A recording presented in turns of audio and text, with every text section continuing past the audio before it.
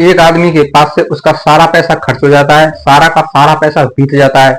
जब उसके पास से सारा पैसा बीत जाता है तो वो आदमी बीमार पड़ जाता है और उसकी पत्नी उसे बीमारी की हालत में छोड़कर किसी और मर्द के साथ रहने के लिए चली जाती है। दोस्तों, जब वो बीमार पड़ जाता है तो उसकी 1 महीने के अंदर ही मृत्यु हो जाती है, उसका 1 महीने के अंदर ही निधन हो जाता है। जब उसका निधन हो जाता है तो उसकी पत्नी उसके अंतिम संस्कार में भी नहीं आती। आखिर दोस्तों, कौन थी वो पत्नी जो अपने पति के निधन के बाद उसके अंतिम संस्कार में भी नहीं गई?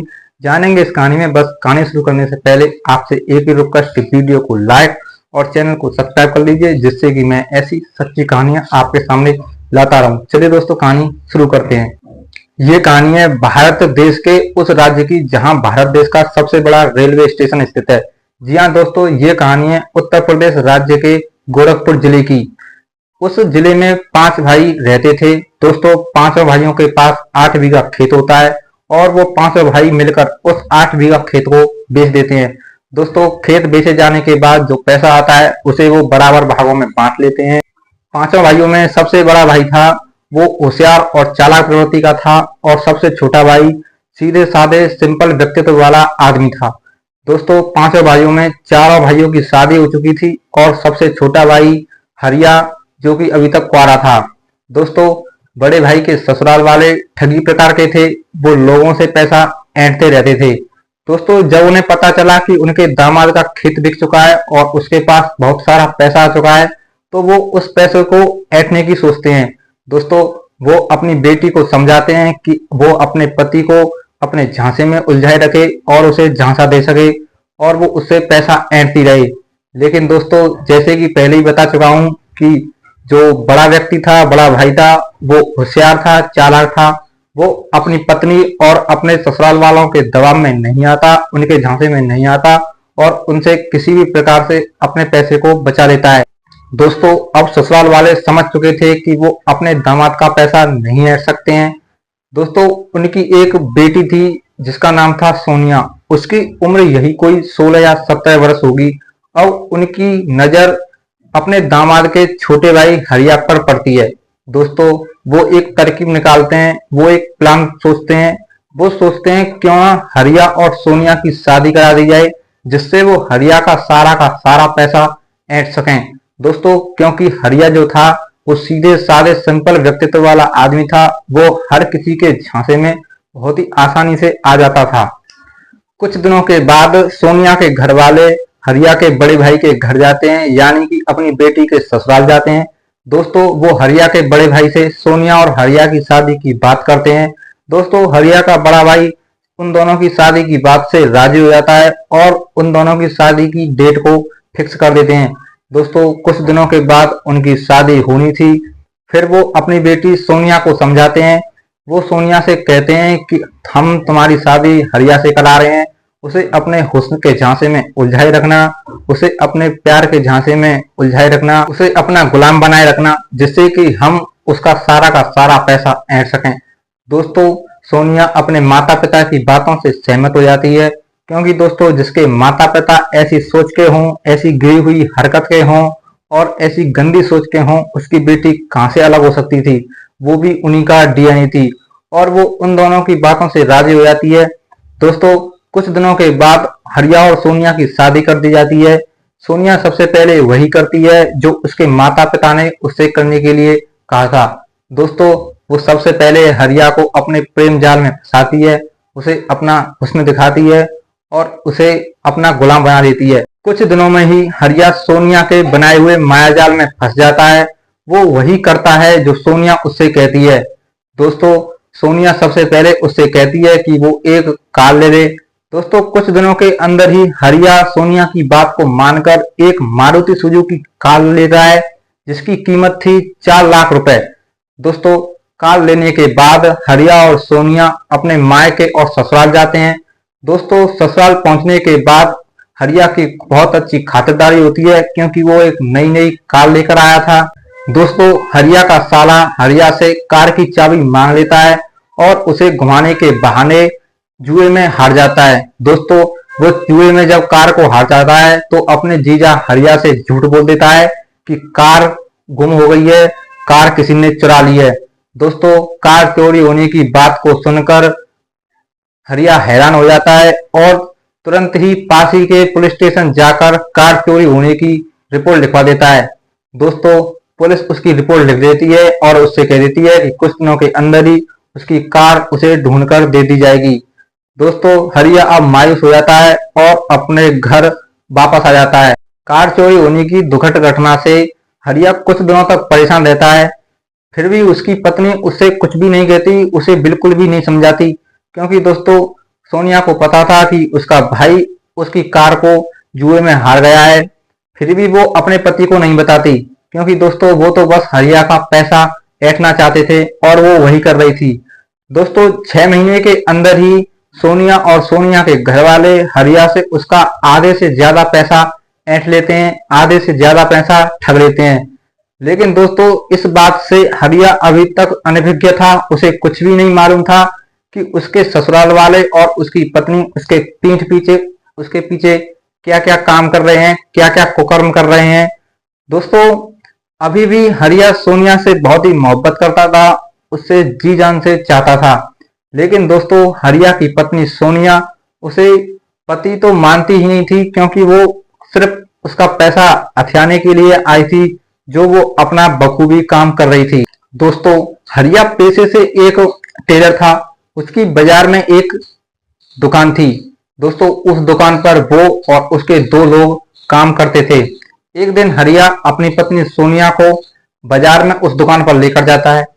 दोस्तों, हरिया की पत्नी सोनिया की नजर उस दुकान पर काम करने वाले 30 या 32 वर्ष के युवक के साथ भिड़ जाती है। दोस्तों, सोनिया एक मालकिन होकर उस नौकर के साथ सेट हो जाती है, उससे जी जान से प्यार करने लग जाती है, उससे मोहब्बत करने लग जाती है। दोस्तों, वो नौकर भी अपनी मालकिन सोनिया से प्यार करने लग जाता है और उसी के दिन रात सपने देखने लगता है। दोस्तों, आग को हवा लग चुकी थी। सोनिया और हरिया का नौकर जो उस दुकान पर काम करता था, एक दूसरे से मोहब्बत करने लग जाते हैं, एक दूसरे से बेइंतहा प्यार करने लग जाते हैं। दोस्तों, अब सोनिया उस दुकान पर रोज रोज जाने लगती है और उस नौकर के साथ घुल मिलकर बातें करने लगती है, उसी के साथ कपड़े सिलने भी लगती है। दोनों एक दूसरे का मोबाइल नंबर ले लेते हैं और फोन पर ही बातचीत करना शुरू कर देते हैं। दोस्तों, एक दिन हरिया कपड़ों के सिलसिले में, काम के सिलसिले में दिल्ली चला जाता है और वो अपनी पत्नी सोनिया से कह देता है कि वो एक दिन तक घर नहीं आएगा। बस दोस्तों, इसी बात का फायदा उठाकर सोनिया उस नौकर को अपने घर बुला लेती है, उस शख्स को अपने घर बुला लेती है और उसके साथ अपनी हवस की आग को बुझाती है, अपने यौवन के मजे लेती है। दोस्तों, जब हरिया की पत्नी सोनिया उस शख्स के साथ, उस नौकर के साथ सीने से लिपट कर सो रही होती है, तभी सोनिया पर हरिया का फोन आता है। दोस्तों, हरिया सोनिया से कह देता है कि वो किसी इमरजेंसी काम में फंस गया है, तो वो अगले 3 दिनों तक घर वापस नहीं आएगा। दोस्तों, अक्सर पत्नियां, अगर उनका पति 3 दिनों तक घर वापस ना आए तो पत्नियां दुखी हो जाती हैं। लेकिन दोस्तों, यह मामला कुछ अलग ही था। यहाँ पत्नी सोनिया अपने पति के न आने पर बहुत खुश हो जाती है, बहुत ज्यादा एक्साइटेड हो जाती है, क्योंकि दोस्तों अब सोनिया को पता चल गया था कि वो अब अगले 3 दिनों तक अपने प्यार के साथ उस शख्स के साथ मजे ले सकती है, उसके साथ रह सकती है। दोस्तों, सोनिया बिल्कुल यही करती है और वो अगले 3 दिनों तक अपने प्यार को, उस शख्स को, उस नौकर को अपने घर नहीं जाने देती और उसे अपने घर ही रखती है, उसके साथ मजे लेती है। दोस्तों, 3 दिनों तक उसके साथ मजे लेने के बाद वो अपने प्यार को छोड़ देती है और उसे जाने के लिए कह देती है। दोस्तों, 3 दिनों के बाद हरिया दिल्ली से घर लौटता है। वो हारा थका हुआ था, तो वो अपनी पत्नी के पास सो जाता है। दोस्तों, लेकिन सोनिया उसे अपने पास सोने से मना कर देती है, क्योंकि दोस्तों सोनिया पिछले 3 दिनों से उस नौकर के साथ सोई हुई थी। वो पेट दर्द का बहाना लगाकर दूसरे बेड पर सोने चली जाती है। दोस्तों, बेचारा हरिया भी सो जाता है। दोस्तों, सोनिया उस नौकर को अपना दिल दे बैठी थी, वो उसी के साथ अपनी पूरी की पूरी जिंदगी बिताना चाहती थी। बस बीच में अड़ंगा था हरिया, वो उससे कैसे भी करके उससे तलाक लेना चाहती थी। और दोस्तों, इधर सोनिया के घर वाले हरिया का सारा पैसा ऐंठने में लगे हुए थे और अगले 6 महीने के अंदर ही उसका सारा पैसा ऐंठ लेते हैं अब हरिया के पास कुछ भी नहीं बचता उसकी एक छोटी सी कपड़ों की दुकान के अलावा। वो अपने दोनों नौकरों को अपनी दुकान से हटा देता है और खुद ही कपड़े सिलने लगता है। दोस्तों, एक दिन जब वो कपड़े सिलते सिलते लेट हो जाता है, रात के करीब 10 बज जाते हैं, तो घर लेट पहुंचता है, देरी से पहुंचता है। दोस्तों, जब वो घर पहुंचता है तो वो कुछ ऐसा देखता है। दोस्तों, वो देखता है कि सोनिया अपनी जुल्फों को फैलाए किसी गैर मर्द के साथ सोई हुई है। दोस्तों, ये नजारा वो अपनी खिड़की से देख लेता है और उल्टे पैरी वापस आ जाता है। दोस्तों, वो कम बुद्धिमान था, वो सीधा साधा सिंपल व्यक्तित्व वाला व्यक्ति था। तो वो रास्ते में चलते चलते यही सोचता रहता है कि अब उसके पास पैसे नहीं है तो उसकी पत्नी उसे छोड़कर चली जाएगी। उसके पास पैसे बीत चुके हैं, पैसे समाप्त हो चुके हैं, तो उसकी पत्नी उसके साथ अब जीवन नहीं काट पाएगी। दोस्तों, ये सोचते सोचते वो फुटपाथ पर ही बैठ जाता है और फुटपाथ पर ही अपनी रात को गुजारता है। सुबह हो जाती है। हरिया सुबह होने के बाद अपने घर वापस जाता है। दोस्तों, हरिया डिप्रेशन में आकर बीमार पड़ जाता है और उसकी कुछ दिनों के अंदर ही उसकी कंडीशन बद से बदतर हो जाती है।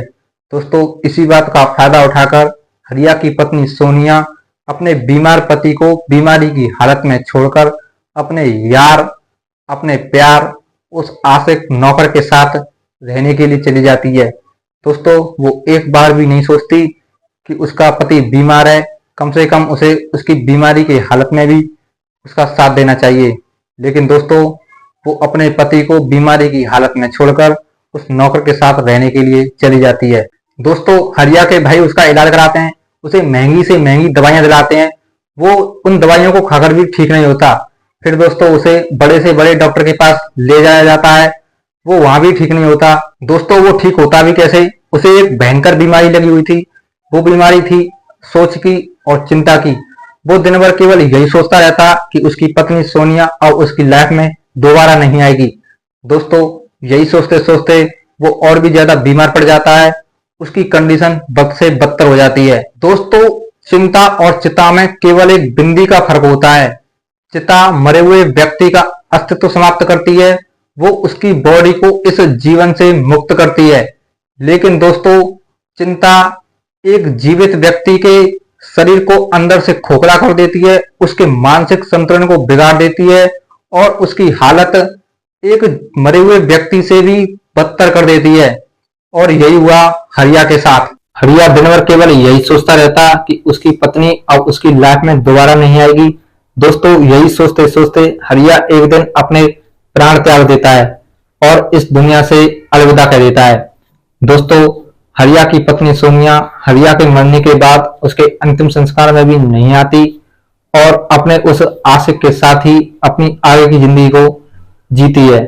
दोस्तों, तनाव, सोच और चिंता एक ऐसी बीमारी है जो अच्छे से अच्छे बॉडी बिल्डर को कमजोर कर सकती है, एक अच्छे से अच्छे पहलवान को एक ही झटके में चित कर सकती है, एक अच्छे से अच्छे धनवान को गरीब बना सकती है।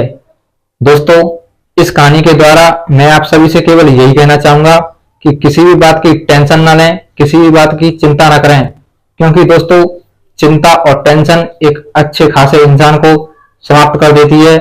अगर दोस्तों हरिया ने किसी भी बात की टेंशन ना ली होती, अगर उसे सोच ना लगी होती कि उसकी पत्नी अब उसकी लाइफ में दोबारा नहीं आएगी, तो शायद दोस्तों हरिया आज हमारे बीच जीवित होता। दोस्तों, अगर कहानी अच्छी लगी हो तो वीडियो को लाइक और चैनल को सब्सक्राइब कर लीजिए, जिससे कि मैं ऐसी सच्ची कहानियां आपके सामने लाता रहूं। दोस्तों, मिलते हैं अगली इंटरेस्टिंग, रोचक और रोमांचक कहानी के साथ, हार्ट टचिंग कहानी के साथ।